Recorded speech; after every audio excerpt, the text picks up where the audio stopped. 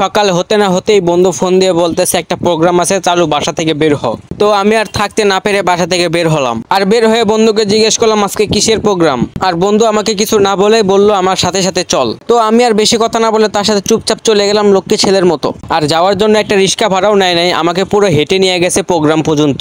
কতটা নিষ্ঠুর হলে মানুষ এরকম কাজ করতে পারে। তো অনেক পক পক করার পর তার সাথে পৌঁছে গেলাম পুরো সেই কাঙ্ক্ষিত জায়গায়। আর যাইয়া দেখি আমার বন্ধু পিয়ালের হাতে একটা ব্যানার। তো আমি তার কাছ থেকে সেই ব্যানারটা দেখতে চাইলাম, আর জবাবে সে বলতেছে সে নাকি সেই ব্যানারটা দেখাতে পারবে না আমাকে। তো তারপর তার সাথে অনেক জোর জবরদস্তি করলাম, তাও সে দেখালো না সেই ব্যানারটি আমাকে। তারপরে সে বললো সময় হলে দেখতে পারবে ব্যানারটিতে কি আছে। তো এরপরে আমি চলে গেলাম প্রোগ্রামের ছাদে। আর ছাদে যাইয়া দেখি এত সুন্দর ভিউ, আল্লাহ, এর আগে আমি কোনোদিনও দেখি নাই। আমার জীবনের ফার্স্ট টাইম ছিল এই ভিউ দেখা। তো মনটা আর মানাইতে পারলাম না এত সুন্দর ভিউ দেখে। তো আরো কিছুক্ষণ দেখতে লাগলাম এই অসাধারণ সুন্দর ভিউটাকে। তো অনেকক্ষণ ভিউটিও দেখার পরে চলে আসলাম সেই প্রোগ্রামের জায়গায়। আর এসে দেখি সেই কাঙ্ক্ষিত ব্যানারটি খোলা হচ্ছে। আর ব্যানারটির উপর থেকে লক্ষ্য করে দেখলাম দেশ নেত্রী শেখ হাসিনার ছবি দেওয়া, মানে আমার নানির ছবি দেওয়া সেই ব্যানারটির উপরে। আর নানির পাশে ছবি দেখলাম আমাদের অন্তর ভাই, কি সুন্দর একটা হাসি দিয়েছে। হাসিয়া দেখে মনে হয় 10টা টাকা দিতে মন চাইলো, কিন্তু আমার কাছে খুচরা ছিল না, তাই আমি দিতে পারি নাই। তো এরপর আমরা প্ল্যান করলাম যে কিভাবে কি করা যায়, প্রোগ্রামটা আরো কিভাবে সুন্দর করা যায়। তো এরপরে আমরা সবাই হাতে হাতে কাজগুলো শুরু করে দিলাম। আর আস্তে আস্তে আমরা কাজগুলো শেষও করতেছিলাম। কিন্তু আসল মজার কথা হলো যে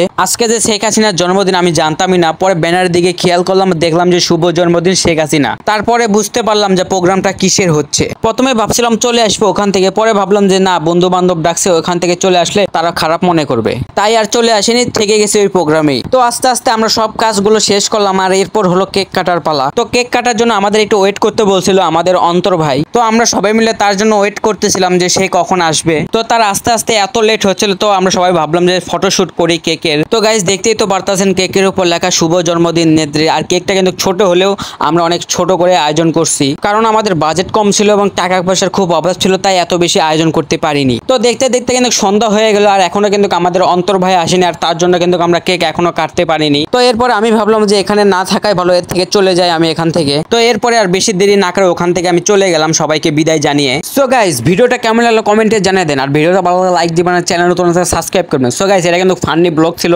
আর কিছু না এর থেকে। তো গাইস আমরা কিন্তু আওয়ামী লীগ বিএনপি আমরা কিছুই করি না, আমরা শুধু মজা করে এটা শুধু বানাইছি, এর থেকে আর বেশি কিছুই না। তো আপনারা কেউ আবার নেগেটিভ কিছু নেবেন না, আমরা জাস্ট মজা করে বানাইছি। আবারও বললাম আমরা শুধু মজা করে বানাইছি, এর থেকে বেশি কিছুই না। আমরা কিন্তু আওয়ামী লীগ বিএনপি আমরা কিছুই করি না এগুলো। সো গাইস আজকের ভিডিওটা এই পর্যন্তই। গুড নাইট, সবাই ভালো থাকবেন, সুস্থ থাকবেন, আল্লাহ হাফেজ। আর যারা গাইস এখনো লাইক করতে ভুলে গেছেন, প্লিজ গাইস লাইক করে দেন, আর চ্যানেল নতুন হয়ে থাকলে সাবস্ক্রাইব করে দেন। গুড নাইট, গুড বাই, আল্লাহ হাফেজ।